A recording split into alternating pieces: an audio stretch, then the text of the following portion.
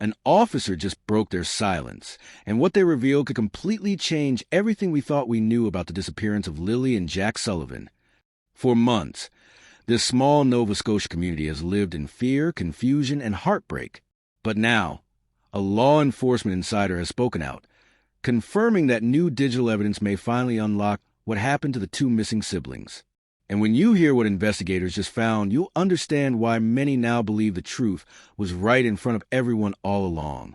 It all began on the quiet morning of May 2nd, 2025, a day that should have been like any other in the peaceful community of Lansdowne Station, Pictou County. The sun had just started to rise over the rolling fields, the kind of calm that defines small-town life in Nova Scotia.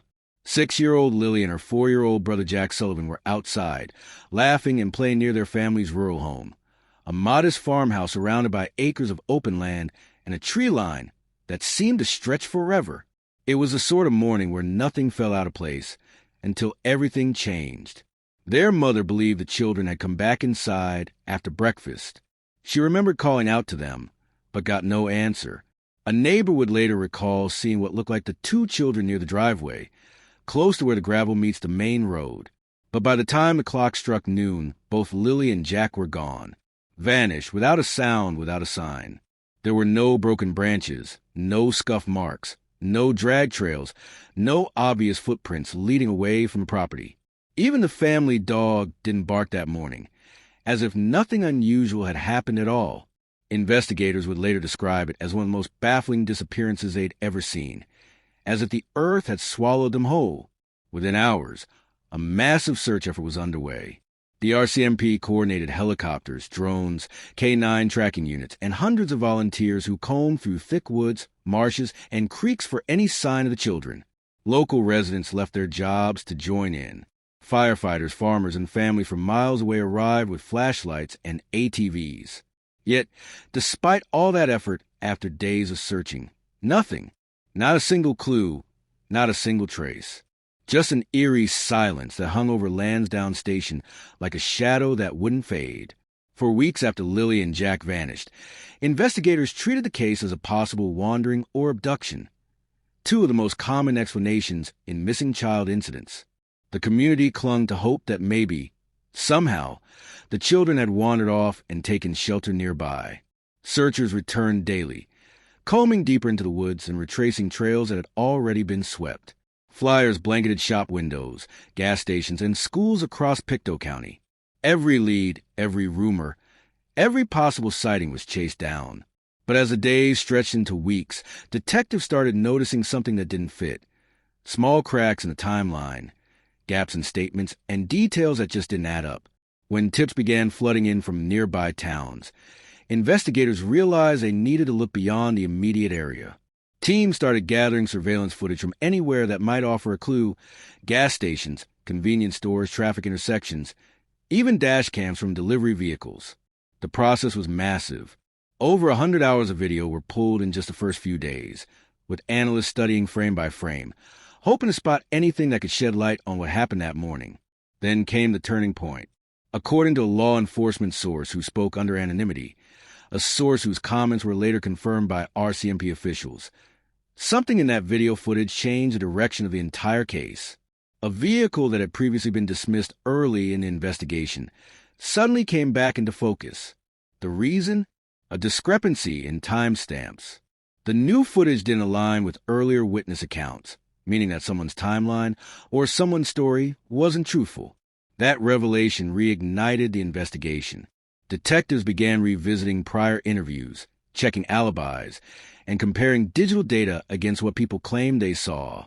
Quietly, one officer put it bluntly, we realized someone wasn't just mistaken, they were hiding something.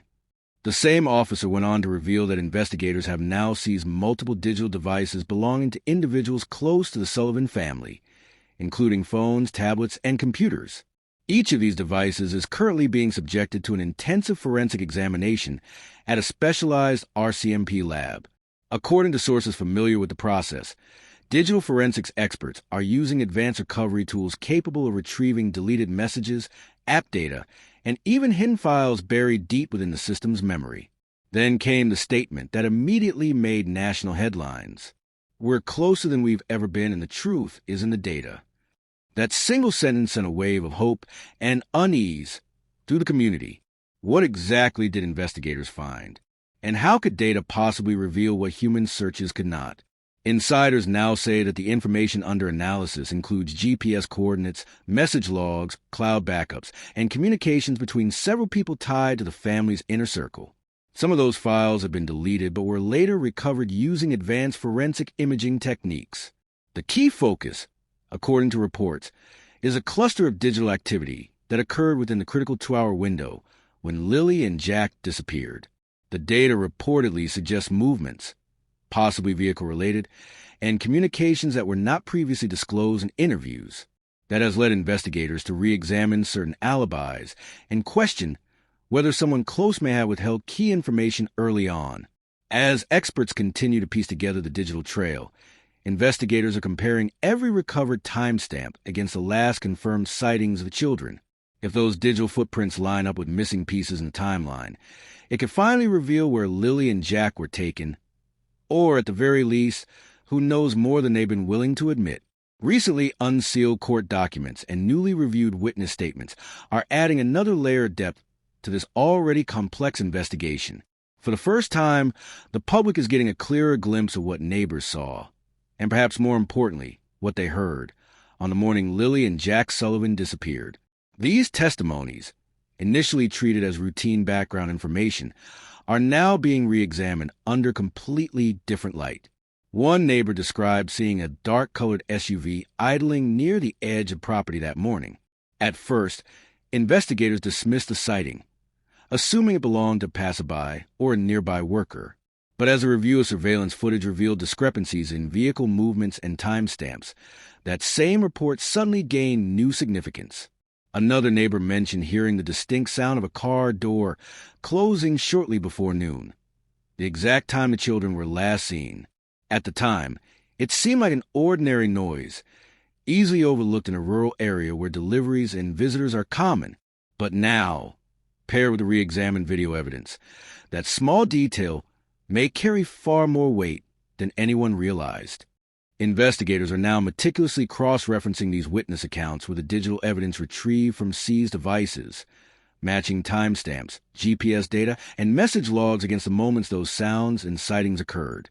The theory emerging behind closed doors is that the SUV may have played a role in the unexplained activity detected within the disappearance window, possibly serving as a missing link between the physical location and the digital trail. When asked about these findings, the officer involved in the case offered a statement that hints at growing confidence within the investigative team. The puzzle pieces are aligning. What we're seeing now may explain why earlier searches came up empty. It's a statement that suggests something significant. Perhaps the reason months of searching turned up nothing may soon come into focus. Meanwhile, the community of Pictou County refuses to let time or uncertainty silence their determination. What began as a desperate search effort has evolved into a united movement, one fueled by love, heartbreak, and the unshakable belief that Lilly and Jack Sullivan will one day be found. Nearly every storefront window in town still carries their photos. 2 bright smiles frozen in time beneath the words, "Missing. Please help us find them." Months may have passed, but no one here is ready to move on. Candlelight vigils continue weekly, often held in the small park near the river where the first search command post once stood. Entire families gather, candles flickering against the cool evening air, as neighbors recite prayers and share memories of the children. Posters, ribbons, and flowers cover fences and telephone poles. The local school keeps 2 empty desks decorated with drawings and letters from classmates, a quiet reminder that the community's hope is still alive.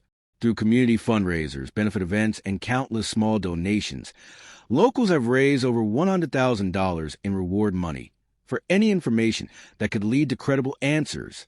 Volunteers say they won't stop until the mystery is solved and the children are brought home. One handwritten sign at a vigil summed it up perfectly. "Bring them home. Don't stop searching." Before ending his statement, the officer leading the investigation left the crowd and the entire nation with words that continue to echo across social media and news outlets. "We've analyzed the evidence, we've reviewed the video, and we've compared every story. I can't say when, but I can say this. The truth will surface soon. What do you think this new evidence means? Could the surveillance gaps and recovered data finally close this case? Let me know your thoughts below, and stay tuned, because this story is far from over. I'm True Crime Radar, and this is the latest on the Lilly and Jack Sullivan investigation. Until next time, stay safe and stay curious.